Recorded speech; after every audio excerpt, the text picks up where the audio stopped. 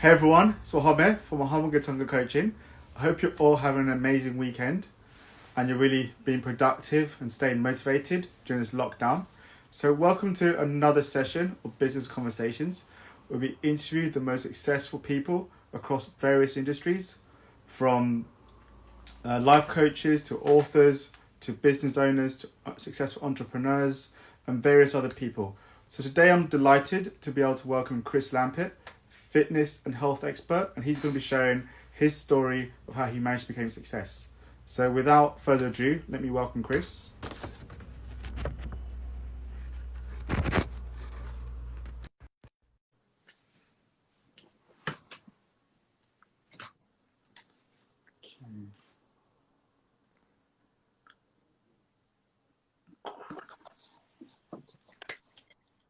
Hey Chris, good to Hello, see you. mate. How are you?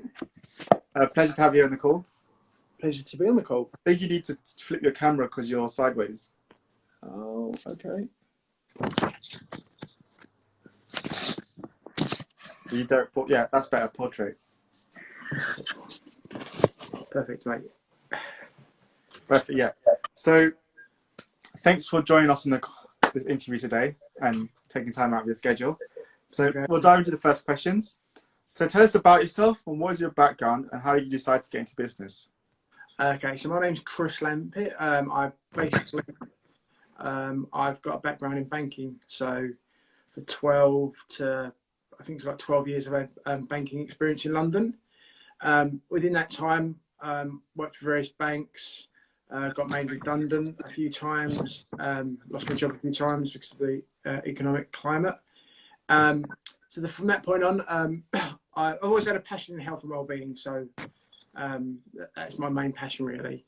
So while I was working in banking, a family member became ill, and that made me think about what I really wanted to do as a career. So what I did was I looked around for a job in the health and well-being field. I did have a football coaching badge at the time, so I looked for a job as a football coach to teach little kids football. So a company came up, which wasn't, I don't know how it came up, it was a nutritional company. Don't know why linked, probably because of the footballers that promote the nutritional company. So I took the products for a while, helped me learn about health and nutrition, helped me lose body fat, not weight. So that point on, I thought I'd try and do it permanently. So I left banking, and I couldn't really replace the banking wage. So a friend that I met in one of these companies basically told me about a position with a company that combined my passion in health and well-being and my financial background. So currently I am a self-employed insurance broker for a company called Vitality. So they sell life, health and business insurance with a health aspect around it. So it's got like benefits like money for gym memberships, trainers, discounted fitness equipment, etc. But alongside that, I've also opened my own company about 6 months ago called Fit 2020. So Fit 2020 basically is a combination of the health and well-being. It's a health and well-being business which I've created with lots of health and well-being partners. So it's just a way to give my clients more health and well-being benefits and for me to concentrate a little bit more on the health and well-being side. And so what's the idea behind your business, if you could just share with us? So the idea behind my business is obviously my passion is health and well-being, but my experience is in the financial industry. So the idea of my business is what I've done so far is I've created lots of additional joint ventures, stroke partners. So they're all health and well-being related. So as well as the Vitality health benefits that my clients get, they also get a number of other benefits. So I've got like a partnership with a meal prep company. So they sell healthy meals to people around the UK. I've got a partnership with an app. So I can offer anyone that's watching a free 30-day trial of the Mind and Body Fitness app. So it's an app to do from home. I've got a partnership with a eco-friendly sportswear company, partnership with a intolerance testing company, And basically, all these partnerships are basically to try and give my clients a bit more than just the vitality benefits, and they can get them all at a discount. So obviously, there's various sort of people who will work in fitness or work around like health insurance. Can you tell us exactly, in your opinion, in terms of your brand and vision, what sets you out from other competitors? So regarding the insurance, as far as I'm aware, insurance brokers are quite fuddy-duddy people, suits, not really not interested in the older fitness side of it. So what I try to do, how I'm trying to differ, is I'm trying to give my clients more than just selling them an insurance policy and then having it for X amount of years. I'm trying to encourage the health and fitness side of it as well. So that's how I think I differ with that point of view. And my new brand, basically, what I'm trying to do is, obviously, I'm trying to build that so I can offer it to companies as well. So when I've got enough partners, I can offer it as a staff benefit as well. Because when I was in banking, health and nutrition, health in the workplace, mental health in the workplace wasn't massive. So what I'm trying to do as well is, once I do get enough partners and go into companies, is I'll also be offering, from the money I make from it, I'll also be offering the companies like PTs and massage therapists to go in. So it's more about the health and wellbeing in the workplace, is what I'm trying to do really with my new brand. Thank you. What do you wish you had known when you first started out that you know now? The pressures. Think of a business name, trying to create a website, trying to create a logo, all that stuff. You want to be perfect. So I kind of like start stressing myself out about that as well, and find how to brand your products, what your message is, all that kind of stuff really. So I suppose at the start, I wish I knew a bit more, because I've never had my own business before. I've always just worked in banking or just sold insurance. So it's been pretty simple, but it's just a case of now, like, that at the start was a bit of a head turner. Yes, I think with a lot of businesses as well, they believe in this overnight success kind of theory that they're going to start and then 3 months later they'll be millionaires or they'll have record sales. It never ever works that way. Like with even all the biggest companies, there's always like a long process that's going to take them of mistakes, learning process down, and then eventually they become successful. Yeah. I mean, I suppose I'm probably one of the worst people, to be fair. Because I'm so passionate about what I do, it may come across that I'm a bit impatient, because I've got so many ideas for my new business, and trying to get all that out at once, being a one-man band, is quite hard. And I just want things to be done instantly. So it's kind of like, I suppose doing it on your own is quite hard. I think it's very hard when you haven't got a team around you to do like your advertising and your marketing, and at the same time you've got to offer insurance to people and make money to do all the things you want. So what's been the biggest challenge you personally faced when you started out, and how did you manage to overcome it? The biggest challenge, organising finances. Just knowing what I need to do to continue to make money, and where to put the finances I had in place. Also, obviously, we're both part of the big business events. It's lots. You get a lot of information in there, and because I'm a person that likes to implement it straight away, I'm getting so much information that I'm trying to do lots of things at once. So yeah, I suppose the biggest challenge at the start was the website, the name, the best way to get your brand known, and having so much information, good information fed to you, but how the best way to implement it really.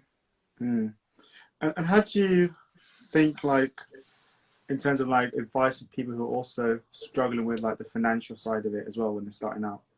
I suppose the thing to do is to look at the instant things that will make you money. So if you've got a business, if you've got something, if you've got a product that can make you money, then I'd probably concentrate on trying to make you money. Like for me, for example, I was told that I want to do a side business, but my money's made by selling insurance, if you know. So I was told to, how many leads have you got? Concentrate on trying to obviously close those leads. That will give you money in the bank, so to speak. And then obviously that money there would help you promote doing Facebook ads or whatever. But also you need to look at what other ways you can get finance as well, through different, obviously through different methods. And so how's the business grown in the past few months? Well, it is only about 6 months old. So how it has grown is obviously the fitness side of my business, Fit 2020. I've grown obviously 6 partners. I've got a very good relationship with an app company, which is obviously ideal for them in a minute, but it's more to do with how I've grown it. Obviously Instagram, trying to build my Instagram, trying to build my social media, how to correctly market it, and by getting partners that are fitness related as well, that are happy to work with me. I think you've highlighted the importance of like social media and the role it plays for a lot of businesses, in the sense that it's important to have like a strong social media presence in order for you to get your message out there. Otherwise, people won't know you. Yeah, you think it's really weird, to be fair. You think you know quite a bit about social media. You think, oh yeah, you know all this, but when you actually delve into a large portion of it, like the back end and the front end, all this other kind of stuff, it's kind of like you don't actually know as much. And then there's so much stuff you can do automated as well, automation, which obviously saves time through obviously ClickFunnels and other stuff like that. So there's so much to do. There's so much to do and learn, but I think it's more important that you know what your you basically know where to go to start off with, really, and it's best to start off somewhere rather than just half start somewhere and half start somewhere else, if you know what I mean. What do you think has been the most unique skill that's allowed you to stay successful? My unique skill, I'd like to think my personality. I don't know. I think having the job as somebody who sells insurance predominantly is quite hard, because let's face it, no one wants to speak about illness, life, death, etc., etc. So I think the fact that I work for a company that offers you benefits as well kind of helps, because a lot of people come to me at the start for the benefits, and then I can educate them on the insurance. So it's not so bad, because if they're coming to me about that, then I can educate them. They want to know about it anyway. So I think one of the skills I've got is being able to turn a situation from a quite serious subject into quite a relaxed subject, if you know what I mean. Because obviously at the moment, no one wants to, what's going on in the world, no one really wants to speak about doom and gloom and deaths and illnesses. What motivates you and drives you going forward? Helping people. I think fitness, I'm mad about fitness, helping people with their fitness, with their health. Obviously everyone's got a particular story in their life where someone's been ill or not been well, so I think I don't quite see what I do as a job, so to speak. So obviously the protecting families with insurance, as well as educating them on the health and well-being side, or trying to help them, I don't see it as a job. I see it as helping, as trying to help someone. Whereas obviously when I was in banking, it was a very different, different kind of mindset. Banking's banking, and it's not really, they're not there to help. Well, they are there to help people, but they're more focused on making money. And what's been the key for you in terms of being able to build a strong relationship with your clients? Being open. As an insurance broker, as a personal insurance broker, they can come to me with anything. So they come to me if they've got a problem with their app, if they've got a problem with anything, I just say to them, come to me. I'm happy to suppose that's why another way where I try and have a USP is that any problems they've got, they don't need to call a number of a company, they just call me. Whereas if you call a number of a company, you get one person one day, one person another day. So I think that in itself is one of the things. Mm. And I think I'm getting there. It's the importance of putting your clients' needs at the center of your business, and really understanding what they need and providing solutions to their problems. Yeah, I mean, if we talk about the insurance side rather than the fitness side, insurance side, basically, if you dial a number, it's like any customer service. You dial a number, they don't want to know what you want personally. They don't find out what you need, what you actually need. So, for example, you could go online, fill in a form in. You think you need something when you actually don't need something, or you need something different, or it tweaked. So I suppose that's another USP I would say that I do have, is that I look for what the actual person wants and needs, and if they give me a budget, I will work from that budget downwards, rather than them filling in a form online and it potentially not being what they need. And what advice would you have to people who are thinking of starting a business, but they're too scared to make that first step? I'd say the first thing is find something you're passionate about. Because if you're not passionate about something, then it becomes a struggle it becomes a massive struggle when it is a struggle. You'll also be irritable within what you're doing. You might. It's mainly for those days that you don't want to do it, or you're struggling.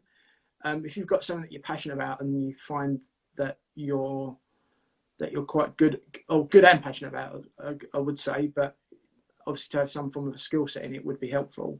But if you actually do something that you like doing, then I think that's massive, because a lot of people, like, I spent 12 years doing something I didn't like doing. I actually hated doing, but I liked it because the money was good.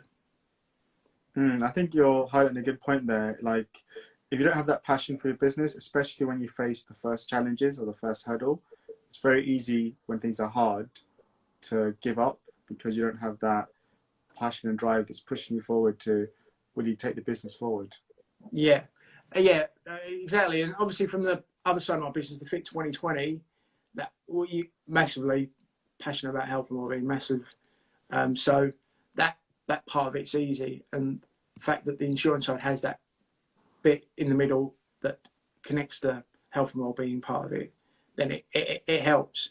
So yeah, I would say massively find something that you love. Hopefully you'll have a skill set in it as well. If not, study and get a skill set in it.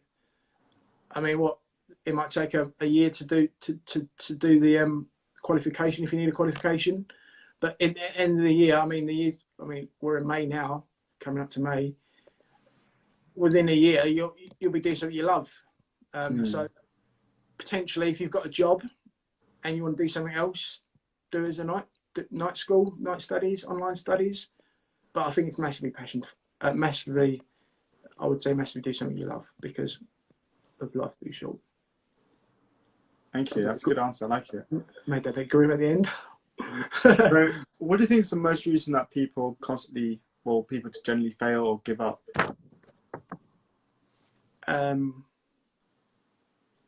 When times are hard, I suppose. If you're doing something, it's a prime example now on COVID-19. People are doing stuff that they love, or were doing stuff that they love. They can't do it potentially for we don't know how long. But I suppose it's I think it's either they either give up because they don't see a way out, or they're not passionate enough about it, I suppose. Yeah. There's always a way. You just got to dig deep enough and find different resources, if it's financial or different ways to learn things. But there's always a way. I agree with you there.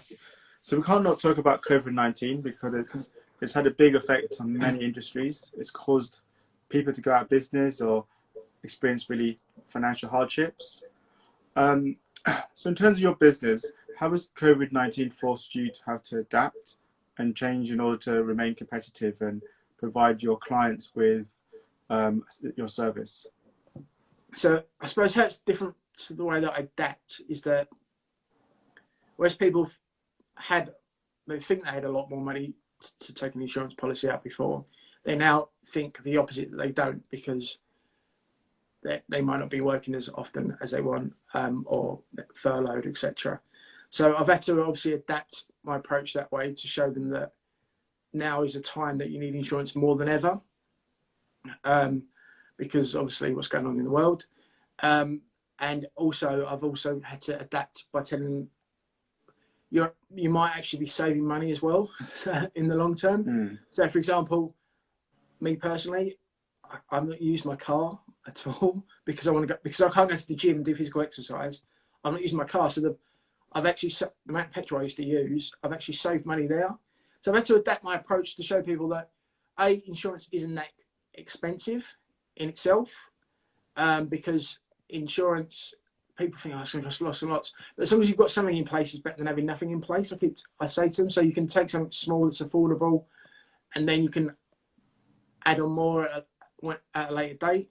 But I think I've just had to adapt my approach, really. I've got quite a few leads that I'm speaking to, that I'm just trying to show them that although you may think it's dear, it's quite imperative at the moment, to be fair. And I've even started offering people like 20% discounts as well to help them along, because although obviously I'm cutting from what I earn, it's more important to me that they have something in place, because over the last 3 weeks I've had 3 people who haven't taken insurance out and something's happened to them, and now they're financially struggling. So I don't mind taking a cut of what I earn as long as someone gets something in place that helps them. I don't know if I've gone off your question there, but But we're seeing like a trend of like in this lockdown period, like where companies are having to go more online and provide services online, and also increase communication. Like, how has that impacted you in terms of like? Well, to be fair, it's really weird because most of my clients like to speak over the phone, or most people like to do the insurance over the phone or over a Zoom call or a Skype. Anyway, so in that terms, nothing's really changed. I think very few of my clients have done like a face-to-face. I don't know if it's because of where they're located, etc. But so in that way, it's not really changed. For FIT 2020, it's not overly changed either, because all I'm doing is at the moment, I'm just trying to build my brand and trying to build, obviously, partners as well. So that can easily be done over the phone. And the networking, which I do a lot of, they've just switched it to online now. So it's just pretty much Zoom calls when I would go to a networking event. So again, that's where I'm saving on petrol, because I'm not going anywhere. I'm just sitting down. So yeah, it's not overly changed, as in, but it's I mean, online for me, I mean, most of the time I'm sitting doing stuff on my computer or my iPad. So it's not overly changed for me, if I'm honest. So it's very easy right now for people to lose motivation, become unproductive, and a lot of people are. Like, in hard times, what is it that keeps you motivated? Exercise. I'm not going to lie, it's exercise. I've found it massively, massively difficult not being able to go out to a Starbucks, to a coffee shop to do work, and to be stuck between the four walls, go to the gym when I want. So I've found that what I'm doing now is I'm getting up early. I'm going for a walk or a run around the local park, to get me going. I'm then coming back in. While I'm doing that, I'm listening to some self-motivation as well. Audio tapes all over it. I've got tattoos all over I've got tattoos over my body of self-motivational quotes. So I find exercise for me, and probably I also got an app now as well, which I can do indoors. So after doing a few hours work, I do a bit of yoga as well. So I think for me, I'd suggest for most people, I don't know about most people, but for me, it's exercise, and getting the mind right with self-motivation and yoga. If your mind's right, then your business is right, and your life will pretty much be right. The mind is massive. If you can control that in a positive way, then it's a way that then you can achieve anything. Yeah, I agree with you in that sense. Like how people underestimate the importance of doing some kind of movement-based practice and how it can really have a positive impact not only on your how you feel about your body but also on your mindset. And I know it's even from my personal experience, like waking up, I wake up at 6 in the morning and I do some exercise, some meditation, and some yoga. And when I wasn't doing that, how I noticed like the change in how productive I was, the energy Yeah, increased from doing that routine of waking up early and exercising, and how it, not only do you have more time in the day now to do other things because it got also up gives you early. Yeah, that feeling of accomplishment. yeah, You've achieved something, so you can start the day off and achieve other things. So it gives you that momentum. yeah. I'd also say get up every morning, do one thing before you get up, and one thing before you go to bed. Or sorry, when you get up, is to have to just tell yourself you're grateful for things. So just give yourself every morning, every evening, just five things, and just be just to show gratitude for things like health, for your family, for being. Do you know what I mean? I think Mm. anything you can think. I mean, it's probably not the best thing, but I don't often. I'm not hardly listened to the news for while this has been going on. It's kind of like, all right, I know what I'm allowed to do. I know what I'm not allowed to do. I don't really want to hear the amount of deaths that are happening every day. Because you're feeding your mind, especially first thing in the morning. You're feeding your mind negative stuff straight away. It's like I don't want to hear it. I don't want to hear it. Like I listened to Les Brown, and he says he doesn't anything negative for the first few hours of the day. He doesn't listen to because it's kind of sets the day off. It's, when they say like breakfast is the most important meal of the day, they're kind of telling you what you do or have first thing in the morning Mm. affects the rest of your day, and it can affect the rest of the people around you as well. So I would gratitude. I'd do something with where you just sit there for 5 minutes and just think about the things you're grateful for in your life. Um, and I'll do it before bed as well. So it's when you go to bed, it's still in there. When you wake up, it's there, and then you can get on with your day. This is great advice. Thank you, Kristen. I think that's people. I do a gratitude practice myself, and I think people should 100% incorporate something in their routine. So, Million what's percent. been like the biggest failure in the last year or since you started, and why do you think it happened? Or what did you learn from it? Well, I can't. I suppose I can't really give a failure for my fitness business yet because it's not. It's quite new. Nothing's really failed yet. It hasn't really started either, but it's Mm. not failed. But yeah, so failure for sure. I think sometimes I don't like the three cases that have happened over the past 3 weeks. I, I feel quite guilty because I don't feel like I don't. Insurance is quite difficult because you don't want to be seen as a pushy salesperson, Mm. but you do want people to protect themselves. So over the last 3 weeks, I've kind of like beat myself up about not pursuing it more. Do you know what I mean? Not pursuing them getting the insurance because then they would have been protected. So I think my personal biggest failure, not just the year, over the past year, is me not pursuing leads more because I don't want to see as being a pushy salesman. Does that make sense? Yeah, yeah, yeah. Because I don't want people to say, he's messaging me again, or I don't know. I've got to find a fine line between messaging them and not bothering them. If you know what I mean? Mm. Because I know I've had obviously the three in the last 3 weeks of just three examples, but I've had numerous examples over the 4 years that I've been doing this where people have unfortunately suffered from an illness. Mm. I think also one of my failures is asking for my current clients to do like referrals or recommendations if they're happy with my service. So yeah, that's it as well. And so, what do you think is currently the biggest challenge the industry is currently facing? The, well, the insurance industry obviously is is is doing all right. The fitness industry, obviously, I'm not a personal trainer, I'm not a fitness instructor. So what I would say is the biggest challenge for them for fitness people is obviously not being able had one-to-one clients. So what I'm also trying to do with Fit 2020 is I'm also trying to offer a range of online stuff as well. So, for example, the app as well. So I would say that they're the biggest struggles for both. I'd say, and probably my message as well, because I'm doing two businesses. It also, I think it kind of confuses the message as well sometimes. And are there any resources along the way that have really helped you?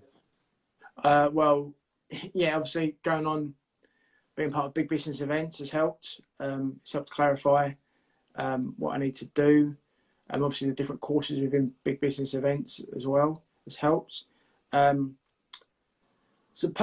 obviously now I've got a fitness app, which people are free to have a free 30-day trial if they want. That's helped me as well, because it's helping me to just calm down, relax, get the physical exercise in, and just obviously relax my mind, and just it helps me to think more clearly about my work. I think you for those who don't know, big business events is basically a group of entrepreneurs who have running different businesses that are coming combined to create like a membership where they support each other and help each other grow their businesses. And I think it highlights the importance of, again, of surrounding yourself with the right people. Yeah. And making sure you have people around you who are like successful, ambitious, that are feeding your mind with information that's going to allow you to grow. And it's easy for a lot of business people to surround themselves with people who are negative or constantly complaining or showing no ambition. Yeah, it's huge. I mean, I wouldn't say it's weird, but you've got so many people of so many different industries and the same industry, but we're all so willing to help each other. I mean, again, that goes back to us saying about surrounding yourself with the right people, and not putting negative thoughts into your head. So big business events, obviously, hardly announce some negativity now, to be fair, and everyone wants to help everyone, no matter what they're doing. Always got suggestions on how to help people different parts of social media, learning stuff, where to find finances, all this kind of stuff. It's a great group to be part of. Totally agree. Obviously, that's where I met you. Yeah. So we know what you're not good at, or you know what you're very good at. What are you not good at personally? Well, I've already said half of one, haven't I? Not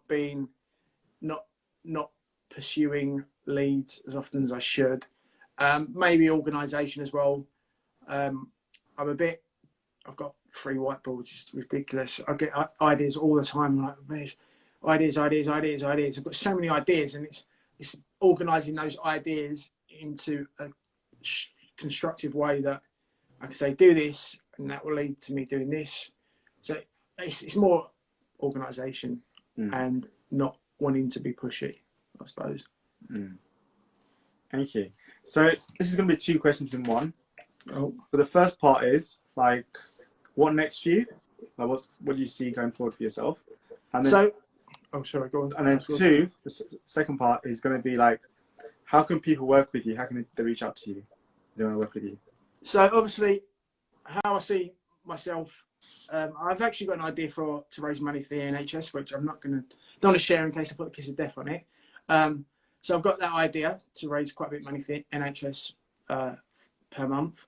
For me, it's more building my brand and my partners. Obviously, the insurance side obviously is what it is, isn't it? I sell life, health, and business insurance for a company called Vitality.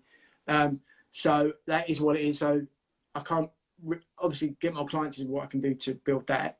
But my fitness business or health and wellbeing business is to build up my social media, do more lives, more education-based stuff. Also offer ebooks and stuff like that. So it's going to be more to that, really, more building that as a brand and wanting to offer people different parts of that business as well. And having contact with me. So obviously, we can do it via Instagram. I've got a Facebook page, Fit with a double T 2020. If anyone wants health and wellbeing advice, I want to try and make that more interactive by getting PTs to posting their yoga teachers to do lives in there, all that kind of stuff. My website's www.fit2020.com, which basically shows all the products that I do and some of the benefits. And if anyone wants access to an app, 30-day free app, I'd be interested to see what people's opinion on that is. So yeah, they can message me via Instagram or Facebook. Perfect. And what final piece of advice would you give out there for business owners who will watch this video later or watching it now, in terms of like being able to start a business? So obviously, I don't know, now might be the ideal time to start a business, depending on what business it is. So what I'd say is the advice I'd give to people about starting a business is make sure that you have certain things in place. So it's just to be organised, really, to find out, to make sure there's a passion in there for what you want to do, to make sure you've got a kind of a strategy or a plan, but most of all, probably join a network. I would suggest networking as well, no matter where you are, but I'd also suggest joining a community where you can bounce ideas off people and get the help that's needed. Yeah, I think I agree with that. And my final word would be, along the lines of also finding yourself a coach, because a coach, someone who's been successful, that's achieved the results that you're aspiring to achieve, will really help you avoid making mistakes and actually quicken your process. And I think a lot of people underestimate the value of having a coach that will guide you, motivate you, and hold you accountable. So, along the lines of what Chris is saying, surround yourself with the right people. And then I'll also say for you to get a coach. So, Agreed. Chris, it's been a pleasure having you on the call. And thank you for having me. And obviously got your busy schedule. So we wish you the best of luck in all your endeavours. We look forward to seeing you really grow over the next year. And for everyone watching, if you want some more advice around fitness and health and life insurance, then really I'd implore you to get in touch with Chris and work with him. Otherwise, Chris, we hope you have an amazing weekend. And everyone else watching, have a good weekend, and we'll see you all soon. Cheers. Thanks a lot. Thanks, Chris. Thank you for having me, mate.